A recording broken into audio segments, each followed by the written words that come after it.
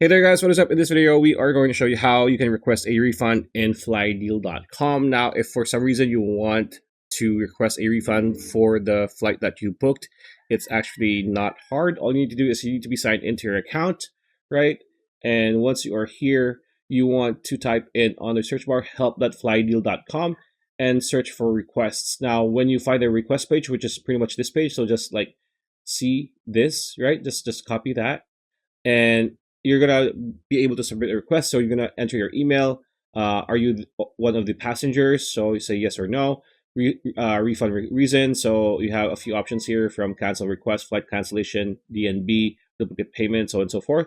And then I confirm that all the booking information and the bank information that I provided are correct. So click on this subject, and then the description of your grievance or why you want to book to do a refund for your flight. And then attachments, if you want to screenshot your pretty much evidence, I guess, you can add this here and then click on submit, and they will get to you after a bit. So pretty much that's a video. Hope you liked it. Like, comment, share, subscribe, ring that bell icon. I'll see you on the next video.